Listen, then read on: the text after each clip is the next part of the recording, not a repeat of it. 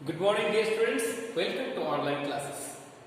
In the previous class, we completed your first prose. Which one?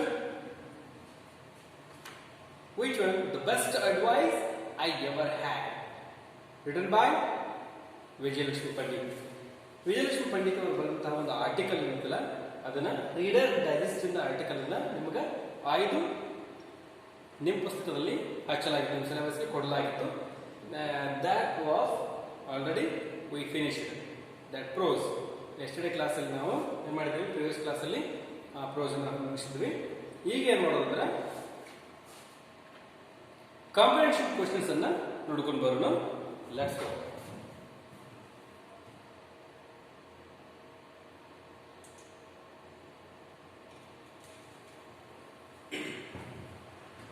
ನಿಮ್ಗೆ ನಾನು ಗ್ಲಾಸರಿಯನ್ನ ಏನ್ ಮಾಡಿದ್ದೆ, ವರ್ಕ್ ಮಾಡೋದಕ್ಕೆ ಹೇಳಿದ್ದೆ.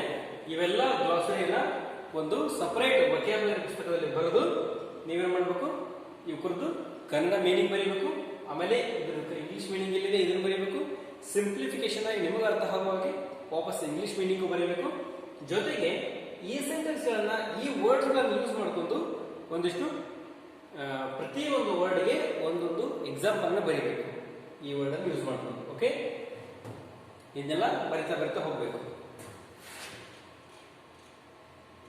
Come to the page number 6. Comprehension. What is C1 subtitle? Based on your reading of the lesson, answer the following questions by choosing the most appropriate option. ಇಲ್ಲಿ ಏನು ಹೇಳಿದ್ದಾರೆ, based on your reading of the lesson. ನೀವು ಏನು lesson ಅನ್ನ ಏನು read ಮಾಡಿದ್ರಿ ಅದರ ಮೇಲೆ ಒಂದಷ್ಟು ಪ್ರಶ್ನೆಗಳಿವೆ. Answer the following questions. ಕೆಳಗಡೆ ಕೊಟ್ಟಿರ್ತಕ್ಕಂಥ ಕ್ವೆಶ್ಚನ್ಸ್ ಗಳನ್ನ ನೀವು ಮಾಡಬೇಕು, ಅವಕ್ಕೆ ಆನ್ಸರ್ ಮಾಡಬೇಕು. Choosing the most appropriate option. Option ಕೊಟ್ಟಿದೆ, ಅದನ್ನ ಏನು ಮಾಡಬೇಕು, ನೀವು ಆನ್ಸರ್ ನ ಚೂಸ್ ಮಾಡಬೇಕು ಅಂತ ಹೇಳಿದ್ದಾರೆ. Question number 1. Mistress Vijayalakshmi resented her gulling position. The gulling position referred to here is. Mistress Vijayalakshmi resented her gulling position.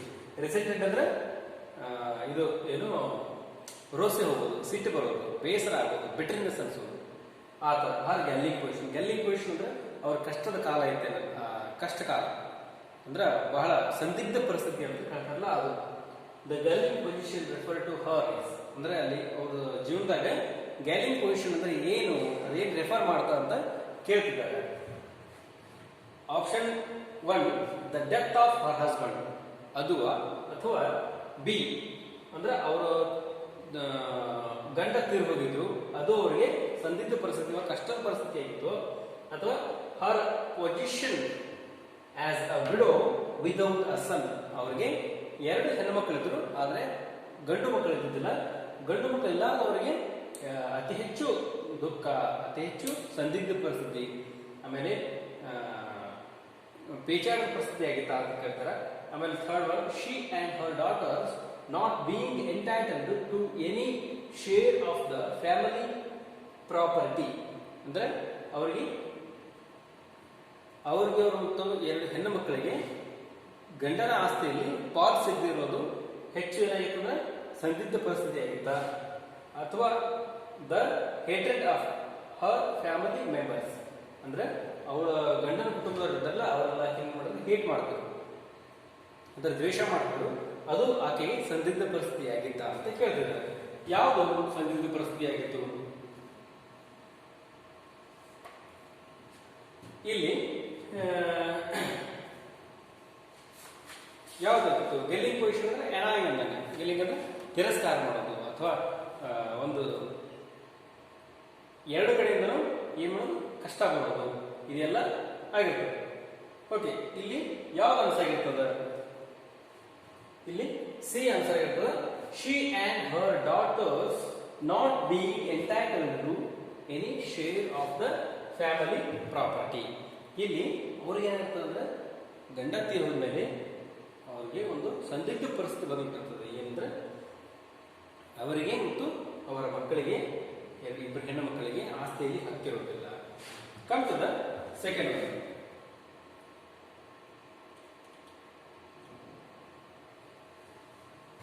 According to Gandhiji, Mrs. Vijayalakshmi could cleanse the bitterness of her heart by making peace with her relatives, going out of the country for some time, asking excuse from her relatives, fighting for her rights.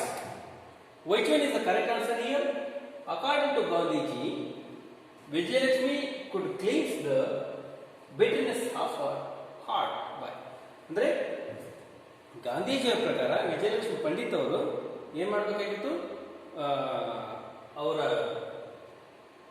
ಹೃದಯದಲ್ಲಿರ್ತಕ್ಕಂಥ ಅವ್ರ heart ಇರ್ತಕ್ಕಂಥ ಒಂದು ಏನು ಸಿಟ್ಟು, ದ್ವೇಷ, ಬಿಟರ್ನೆಸ್ಸು, ಬೇಸರ ಇದೆಲ್ಲ ಏನು ಸ್ವಚ್ಛ ಆಗಬೇಕಾಗಿತ್ತು, ಅದನ್ನೆಲ್ಲ ಹೋಗ್ಬೇಕಾಗಿತ್ತು. ಇದು ಯಾವುದರಿಂದ ಹೋಗ್ತದೆ ಅಂತ ಕೇಳ್ತಾರೆ. Option A, making peace with her relatives. B, going out of making peace with her relatives. ಅವ್ರ ರಿಲೇಟಿವ್ಸ್ ಜೊತೆಗೆ ಒಂದು ಶಾಂತಿಯಿಂದ ಖುಷಿಯಾಗಿ ನಕ್ಕೋತು ಮಾತಾಡೋದ್ರಿಂದ ಅವ್ರ ಮನಸ್ಸಲ್ಲ ಒಂದು ಏನು ಬೇಸರ, ಅದೇನು ಸಿಟ್ಟು ಇರುತ್ತಲ್ಲ ಅದು ಹೋಗ್ತದ. ಅಥವಾ going out of the country for some time, ದೇಶ ಬಿಟ್ಟು ಹೊರಗೆ ಹೋಗಿ ಸ್ವಲ್ಪ ಸುತ್ತಾಡ್ಕೊಂಡು ಮಾತ್ರ ಅವರ ಹೃದಯದಲ್ಲಿರ್ತಕ್ಕಂಥ ಒಂದು ಸಿಟ್ಟು ಹೋಗ್ತದ. ಅಥವಾ asking excuse from her relatives. Relatives ಹತ್ರ ಹೋಗಿ ನಾನು ಇಷ್ಟು ದಿವಸ ನಿಮಗೆ ಹೇಟ್ ಮಾಡ್ತಿದ್ಮೇಲೆ ಅದು ನನ್ನ ತಪ್ಪಾಯಿತು, ನೀವು ನನಗೆ ದುಃಖ ಕೊಟ್ಟರು, ನೀವು ನನಗೆ ಪ್ರಾಬ್ಲಮ್ ಕೊಟ್ಟರು ಕೂಡ ನಾನು ನಿಮಗೆ ಕ್ಷಮೆ ಕೇಳಕ್ಕೆ ಹೋಗ್ತದ. ಅಥವಾ ಫೈಟಿಂಗ್ ಫಾರ್ ಹರ್ ರೈಟ್ಸ್, ನನ್ನ ಆಸ್ತಿ ಏನು ಗಂಡನ ಆಸ್ತಿ ಏನು ಬರಬೇಕಾಗಿತ್ತಲ್ಲ ಆ ಆಸ್ತಿಗೋಸ್ಕರ ಅವ್ರು ಹೋಗಿ ಫೈಟ್ ಮಾಡಿದರೆ ಅವ್ರ ಮನಸ್ಸಲ್ಲಿರ್ತಕ್ಕಂಥ, ಅವ್ರ ಹೃದಯದಲ್ಲಿರ್ತಕ್ಕಂಥ, ಅವ್ರ ಹಾರ್ಟಲ್ಲಿರ್ತಕ್ಕಂಥ ಏನು ಬಿಟ್ರಿನೆಸ್ ಇರ್ತಲ್ಲ ಅದೆಲ್ಲ ಕಡಿಮೆ ಆಗ್ತದೆ. ಏನು ಬೇಸರ ಅದೇನಿರ್ತಲ್ಲ ಅದು ಕಡಿಮೆ ಆಗ್ತದೆ ಅಂತ ಕೇಳ್ತದೆ. Which one is correct answer here? Lesson ಓದಿದಿರಲ್ಲ, ಲೆಸನ್ ಪ್ರಕಾರ ಇದರಲ್ಲಿ ಯಾವುದು ಕರೆಕ್ಟ್ ಆನ್ಸರ್ ಆಗ್ತದೆ? ಥಿಂಕ್ ಮಾಡಿ. A is the correct answer. Making peace with relatives. Gandhiji ಹೇಳ್ತಾರೆ, ಗಾಂಧೀಜಿ ಹೇಳಿದ ಪ್ರಕಾರ ವಿಜಯಲಕ್ಷ್ಮಿ ಪಂಡಿತ್ ಅವ್ರು ಏನು ಮಾಡ್ತಾರೆ? ರಿಲೇಟಿವ್ಸ್ ಮನೆಗೆ ಹೋಗ್ತಾರೆ. Before living India they visited Har husbands family. ಅವರು ಹಸ್ಬೆಂಡ್ ಫ್ಯಾಮಿಲಿ ಏನಿರ್ತಲ್ಲ ಅಂದ್ರೆ ಅವ್ರ ತಂದೆ ತಾಯಿ ರಿಲೇಟಿವ್ ಇರ್ತಾರಲ್ಲ ಅವ್ರಿಗೆ ಹೋಗಿ ಭೇಟಿ ಆಗ್ತಾರೆ. ಭೇಟಿಯಾಗಿ ಅವ್ರ ಜೊತೆ ಪೀಸ್ಫುಲ್ ಆಗಿ ಮಾತಾಡಿದ್ರೆ ಶಾಂತಿಯಿಂದ ಮಾತಾಡ್ತಾರೆ. ಅವ್ರ ಮನಸ್ಸಲ್ಲಿರ್ತಕ್ಕಂಥ ಎಲ್ಲ ಕಲ್ಮಶಗಳು ನಿವಾರಣೆ ಆಗ್ತವೆ. ಅವ್ರಿಗೆ ಕಂಫರ್ಟ್ ಅನಿಸ್ತತಿ, ಕ್ಲೀನ್ಸ್ ದ ಹಾರ್ಟ್ ಅಂತ ಹೇಳ್ತಾರೆ. Third, Mr. Vijayalakshmi said, I thought of the counsel that had calmed me so many times. The counseling referred to her is, ಇಲ್ಲಿ ಒಂದು ವಿಜಯಲಕ್ಷ್ಮಿ ಪಂಡಿತ್ ಅವರು ಹೇಳ್ತಾರೆ, I thought of my counsel that had calmed me so many times. ನನಗೆ ಒಂದು ವಿಚಾರ ಬರ್ತೈತಿ, ನಾನು think ಮಾಡ್ತೀನಿ ಅಂದ್ರೆ ನಾನು ಕಾಮ್ ಆಗಿರ್ಬೇಕಂದ್ರೆ, ನಾನು ಶಾಂತಿಯಿಂದ ಇರ್ಬೇಕಂದ್ರೆ, ಆದಷ್ಟು ಶಾಂತಿಯಿಂದ ಇರ್ಬೇಕಂದ್ರೆ ಕೌನ್ಸಿಲಿಂಗ್ ರೆಫರ್ಡ್ ಟು ಹಿಯರ್. ಯಾವ ಕೌನ್ಸಿಲಿಂಗ್ ಇಲ್ಲಿ ಅವ್ರಿಗೆ ಸಹಾಯ ಮಾಡ್ತದ? ಮನಸ್ಸು ಶಾಂತಿಯಿಂದ ಇರ್ಬೇಕಂದ್ರೆ ಯಾವುದು ಸಹಾಯ ಮಾಡ್ತಂತ ಇಲ್ಲಿ ಕೇಳ್ತಿದ್ದಾರೆ. Which one is the right answer here? Never hate anyone. ಯಾರನ್ನು ದ್ವೇಷ ಮಾಡಬಾರ್ದು. ಅಂದ್ರೆ ಮನಸ್ಸು ಯಾವಾಗ ಶಾಂತ ಆಗಿರ್ತೈತಿ, ಯಾವ ಆಪ್ಷನ್ ಇಂದ ಮನಸ್ಸು ಶಾಂತ ಆಗಿರ್ತದೆ ಕೇಳ್ತದೆ. ಯಾರನ್ನು ದ್ವೇಷ ಮಾಡಬಾರ್ದು. No one can harm you but yourself. ನಿನ್ನನ್ನು ಯಾರು ನೋವು ಕೊಡೋದಿಲ್ಲ, ನೀನೇ ನೋವು ಕೊಟ್ಕೊಳ್ತೀವಿ, ಅದು ಕರೆಕ್ಟಾ? ಅಥವಾ treating others in the same way. ನಾವು ನಮ್ಮನ್ನು ಹೇಗೆ ನಾವು ಕಾಳಜಿ ಮಾಡ್ಕೊತೀವಿ, ನಮ್ಮನ್ನು ಹೇಗೆ ಪ್ರೀತಿಯಿಂದ ನೋಡ್ತೀವಿ, ಹಾಗೆ ಇತರರನ್ನು ನಾವೇನು ಮಾಡಬೇಕು? ಪ್ರೀತಿಯಿಂದ ನೋಡಬೇಕು. ಹಾಗೇನಾ? ಅಥವಾ ಡಿ, ನಾಟ್ ಟು ಬಿ ರಿವೆಂಜ್ಫುಲ್. ಇನ್ನೊಬ್ಬರ ಮೇಲೆ ಪ್ರತಿಕಾರವನ್ನು ತೀರಿಸ್ಕೋಬಾರ್ದು. ಪ್ರತಿಕಾರ ರಿವೆಂಜ್, ಇನ್ನೊಬ್ಬರ ಮೇಲೆ ಸೇಡ್ ತೀರಿಸ್ಕೋಬಾರ್ದು ಅಂತ ಇದೆ. Which one is the correct answer here? Just think and write your correct answer. ಯಾವ್ದು ರೈಟ್ ಆನ್ಸರ್ ಅಂದ್ರೆ B is the right answer. No one can harm you but yourself. ಗಾಂಧೀಜಿಯವರು ಅವ್ರಿಗೆ ಹೇಳ್ತಿರ್ತಾರೆ, ನಮ್ಮನ್ನು ಹೊರತುಪಡಿಸಿದ್ರೆ ನಮಗ ಯಾರು ಬಂದು ನೋವನ್ನು ಕೊಡೋದಿಲ್ಲ ಅಂತ ಹೇಳ್ತಾರೆ. ಓಕೆ, ಇದೇನಾಯ್ತು? 3 ಪ್ರಶ್ನೆಗಳು ಆಪ್ಷನ್ಸ್ ಅನ್ನು ಕೊಟ್ಟಿದ್ರು. ಎಷ್ಟು ನಿಮ್ದು ಏನಾಯ್ತು? ಈ 3 ಪ್ರಶ್ನೆ ಮುಗಿದು C1 ಒಳಗೆ.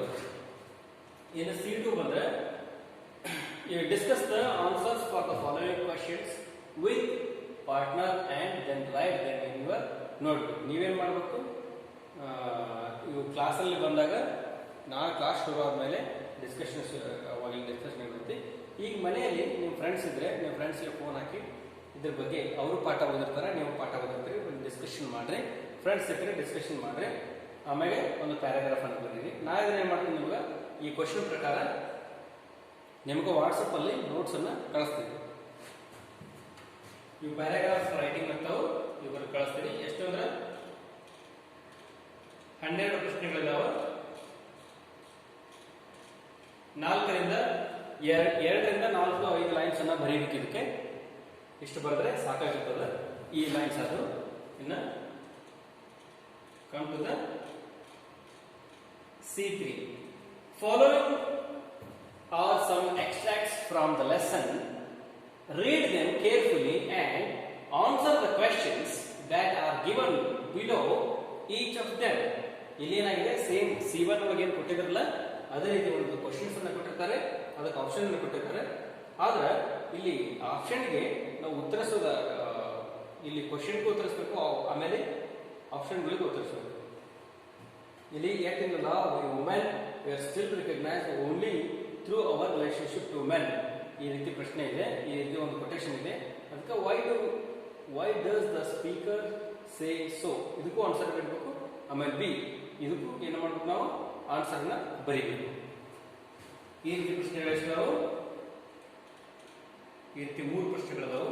ಇವೇನು ಮಾಡಬೇಕು, ನಾವು ಇದಕ್ಕೆ 2ರಿಂದ 4 ಲೈನ್ಗಳಲ್ಲಿ ಉತ್ತರವನ್ನು ಬರೀಬೇಕು. ಇನ್ನು C4 ಇದೇನು ಮಾಡ್ತೀನಿ, C2 ಮತ್ತು C3 ನಿಮ್ಗೆ ನಾನು ವಾಟ್ಸಪ್ಗೆ ಮೆಸೇಜ್ ಆನ್ಸರ್ ಅನ್ನು ಬರೆದು ಹಾಕ್ತೀನಿ. ಆಮೇಲೆ C4 discuss the answers for the following questions in a group of 3 or 4 and then present your answer before the other groups. ಏನು ಹೇಳಿದ್ರೆ ಅಂದ್ರೆ ಗ್ರೂಪ್ಸ್ ಮಾಡ್ಕೋಬೇಕು. ಸ್ಟೂಡೆಂಟ್ಸ್ ಗ್ರೂಪ್ನ ಗ್ರೂಪ್ ಮಾಡಿ ಈ 5 ಪ್ರಶ್ನೆಗಳಿಗೆ ಏನ್ ಮಾಡಬೇಕು, ಉತ್ತರವನ್ನ ಬರೀಬೇಕು. ಒಂದು ಗ್ರೂಪ್ ಮಾಡ್ಕೋಬೇಕು. 4ರಿಂದ 5 ಜನರು ಗ್ರೂಪ್ ಮಾಡ್ಕೊಂಡು ಎಲ್ಲಾ ಗ್ರೂಪ್ನವರು ಈಗ ಡಿಫರೆಂಟ್ ಆಗಿ ಇವಕ್ಕೆ ಏನ್ ಮಾಡಬೇಕು, ಆನ್ಸರ್ ಬರೀಬೇಕು. ಬರೋಣ ಆಮೇಲೆ ಎಲ್ಲಾ ಗ್ರೂಪನ್ನು ಕೂಡಿಸಿ ಆನ್ಸರ್ನ ಚೆಕ್ ಮಾಡಬೇಕು. ಯಾರ್ಯಾರು ಲೆಸನ್ ಹೇಗೆ ಬರ್ತಾರೆ ಅಂತ ಗೊತ್ತಾಗ್ತದೆ. ಒಂದು ಆಕ್ಟಿವಿಟಿ ಇದೆ ನಿಮಗೆ. ಇದು ಕೂಡ ಪ್ಯಾರಾಗ್ರಾಫ್ ರೈಟಿಂಗ್ ತರ ಬರ್ತದೆ. ಇದು ನೋಟ್ಸ್ ನಿಮ್ಗೆ ವಾಟ್ಸಪ್ ಅಲ್ಲಿ ಹಾಕ್ತೀನಿ.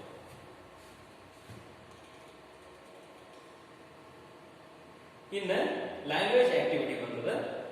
ಲ್ಯಾಂಗ್ವೇಜ್ ಆಕ್ಟಿವಿಟಿಯಲ್ಲಿ ವೊಕ್ಯಾಬ್ಯುಲರಿ ಆಕ್ಟಿವಿಟಿ ಇದೆ. ಇಲ್ಲಿ V1 ಡಿಕ್ಷನರಿ ವರ್ಕ್ ಇದೆ. ಏನಿದೆ, complete the words beginning with RE inverted comma complete which mean the phrases given against each of them. ಇಲ್ಲಿ ಏನ್ ಮಾಡಿದ್ದಾರೆ, ನಿಮ್ಗೆ ಒಂದಿಷ್ಟು ಡಿಕ್ಷನರಿ ವರ್ಕ್ ಅನ್ನ ಕೊಟ್ಟಿದ್ದಾರೆ ಲ್ಯಾಂಗ್ವೇಜ್ ಆಕ್ಟಿವಿಟಿಯಲ್ಲಿ. ಟು ಮೇಕ್ ಎ ಡಿಸಿಷನ್ ಇದ್ದಲ್ಲಿ ಏನ್ಬೇಕು, RE ಇಂದ ಶುರು ಆಗ್ತಕ್ಕಂಥ ಇದರದ್ದೇ ಒಂದು ಈ ಫ್ರೇಸಸ್ ಕೊಟ್ಟಿದ್ದಾರೆ ನಿಮ್ಗೆ. ಈ ಫ್ರೇಸಸ್ ಇಂದ ಬರ್ತಕ್ಕಂಥ ಮೀನಿಂಗ್ ಅನ್ನ ಇಲ್ಲಿ ಮುಂದೆ ಬರೀಬೇಕು.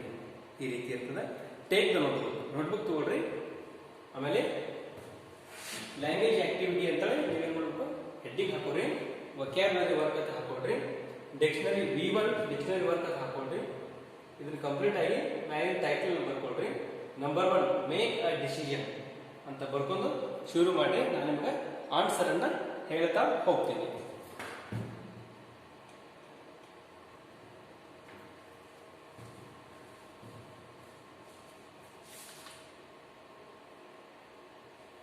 ಇಲ್ಲಿ ಮೇಕ್ ಅ ಡಿಸಿಷನ್ ಅಂದ್ರೆ ಇಲ್ಲಿ ರಿಸಾಲ್ವ್ ಅಂತ ಬರ್ತದೆ. RESO ಇಲ್ಲಿ ರಿಸಾಲ್ವ್ ಅಂದ್ರೆ ನಿರ್ಧಾರ ಮಾಡುವುದು.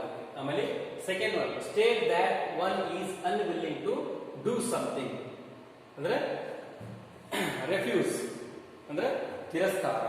ಇದರ ಮೀನಿಂಗ್ REFUSE ರೆಫ್ಯೂಸ್ ಅಂತ ಬರ್ಕೊಟ್ರಿ. Come to the third one, take better about ಅಂದ್ರೆ